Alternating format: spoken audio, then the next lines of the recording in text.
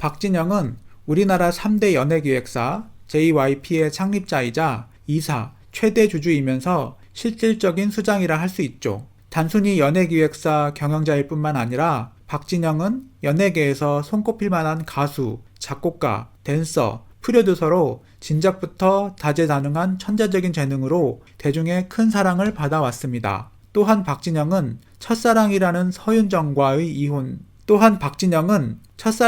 서윤정과의 결혼과 이혼, 2013년 재혼 안의 집안, 이력 구원파의 연관성 등에서 숱한 화제를 불러일으키기도 했는데요. 최근엔 재혼 후 박진영 딸이 출산하는 경사도 있었습니다. 집사부에 박진영이 출연한 김에 박진영에 관련해서 사람들이 궁금해하는 박진영 첫 부인과 이혼, 박진영 재혼, 박진영 구원파 관련성 등에 대해서 알아보도록 하겠습니다. 우리나라에서 가장 유명한 메이저 연예기획사 JYP 엔터테인먼트 시가총액이 현재 1조에 달하나 보네요. 육성재가 말로만 듣던 그 회사라고 언급하는데 연예인들은 물론 일반인들도 JYP 회사의 명성을 모르는 사람은 별로 없을 것 같습니다. 그가 받는 JYP에서 받는 연봉은 약 10억 원입니다. 한 해 저작권료, 연봉을 합치면 대략 30억 원의 수입을 올리는 것으로 보입니다. 여기에 얼마 전 자기 소유로 되어 있던 JYP 사옥을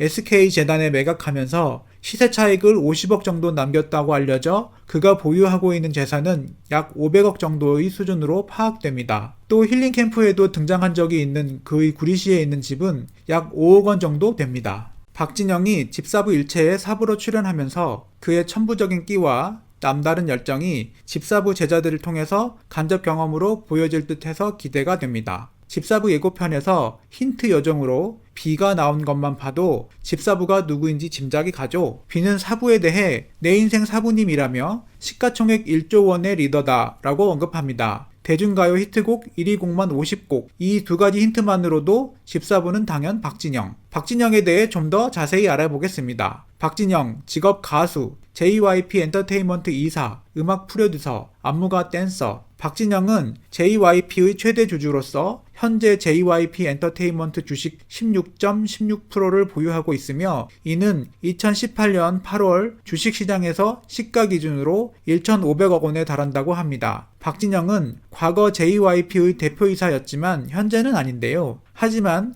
SM엔터테인먼트의 이수만, YG엔터테인먼트의 양현석과는 달리 박진영은 JYP의 사내 등기이사로서 경영상 법적인 책임을 지는 위치에 있습니다. 박진영은 JYP 엔터테인먼트의 총괄 프로듀서로 아티스트 및 프로덕션, 영업 업무를 맡는데 특히 회사 내 신인 아티스트 런칭 때는 최종 결정 권한을 맡고 있습니다. 박진영은 1990년대에는 가수였고 2012년부터 2014년까지 음원 저작권 수입이 4억 원에 달해 1위를 기록한 작곡가이기도 합니다.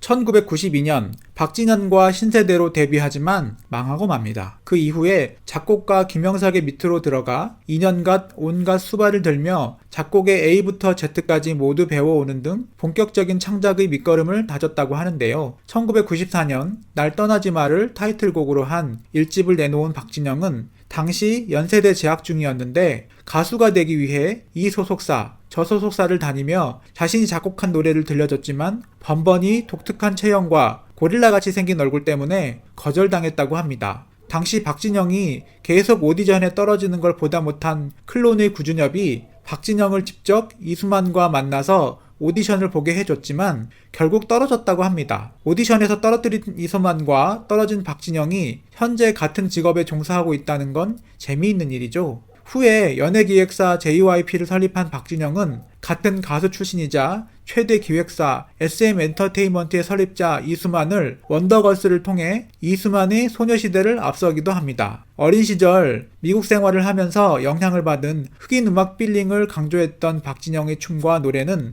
가요계에서 신선한 충격을 몰고 왔으며 당시 엉덩이 춤은 대중에게 남자의 섹시 코드를 거의 한국 대중음악 사상 최초로 강조했던 충격적인 안무로 기억됩니다. 이후 너의 뒤에서도 좋은 반응을 얻으며 현재까지 애창되는 발라드의 명곡이 되고요. 1995년 2집에서 총혼가를 타이틀곡으로 활동했는데 엘리베이터, 3집에서 그녀는 예뻤다, 난, 썸머 징글벨, 허니 등이 연달아 히트치면서 당시 REF, 서태지와 아이들 등 초대형 가수가 많았음에도 가요 톱10에서는 1위를 차지했고 다른 가요 프로그램에서도 1위 후보까지 오르면서 계속된 인기를 구가했습니다. 이후로도 승승장구하며 2001년 6집까지 크게 흥행합니다. 가수로서 성공한 박진영이 대단하다고 할 수 있는 것이 당시는 지금보다 더욱 연예인 외모의 잣대가 심한 시기였는데도 불구하고 박진영은 섹시스타의 이미지 그리고 그의 학벌과 조리 있는 말투 덕분에 뇌생남의 이미지 거기다 자신의 외모로 마음껏 농담하고 즐길 줄 아는 여유까지 겸비해 정말 외모 빼고 모든 걸 다 가진 남자였습니다. 박진영은 2000년대 들어 본인의 음악 활동보다는 프로듀서로 활발하게 활동하는데요. 1990년대 말부터 인기를 얻기 시작한 G.O.D가 국민그룹이라고 불릴 만큼 폭발적인 인기를 얻기 시작했고 박지윤이 박진영의 프로듀싱을 받으며 성인식으로 큰 인기를 얻기 시작한 것도 2000년대 초반. 2002년에는 새롭게 데뷔시킨 B도 데뷔곡 반응은 심심했으나 후속곡인 안녕이란 말 대신이 크게 히트하고 별의 경우도 12월 32일이나 안부 같은 곡이 상당히 인기를 얻습니다.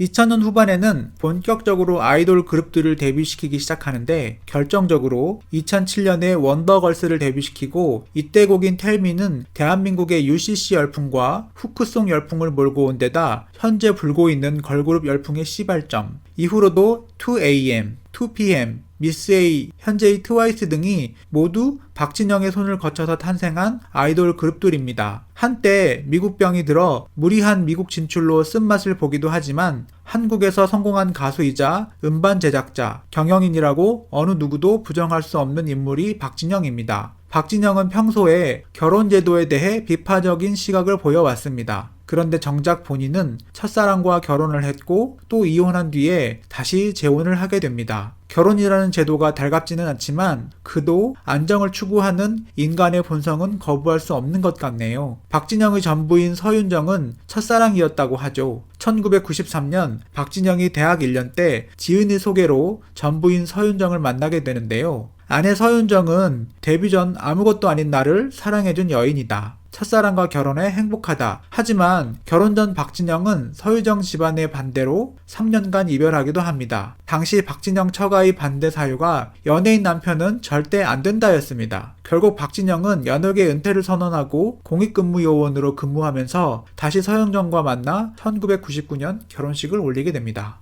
박진영과 부인 서윤정 사이에 자녀는 없었습니다. 결혼 생활을 하던 두 사람은 박진영이 미국 진출을 하게 되면서 사이가 멀어지게 되는데요. 전처는 지구상에서 가장 사랑했고 가장 아름다운 순간을 함께 보낸 사람이다. 그런데 2007년 미국 진출을 하면서부터 둘 사이가 힘들어졌다. 그리고 2009년 헤어지게 됐다. 결국 2010년 이혼 협의 조정에 따라 둘은 협의 이혼하게 됩니다. 당시 박진영은 전처 서윤정에게 위자료를 30억 원, 그 외에 매달 2천만 원을 생활비로 지급하게 되는데요. 실로 엄청난 액수의 이혼 위자료를 할 수 있고 이로 인해 박진영은 연예인 위자료 1위에 등극합니다. 박진영이 전부인 서윤정과 이혼 과정에서 지불한 위자료는 30억이라는 액수도 크지만 매달 2천만 원의 생활비 지급도 유례가 없을 정도로 엄청난데요. 이를 두고 혹자는 박진영이 성격이 좋아서 전부인을 위하여 거액의 위자료를 주었다라고 평가하기도 하지만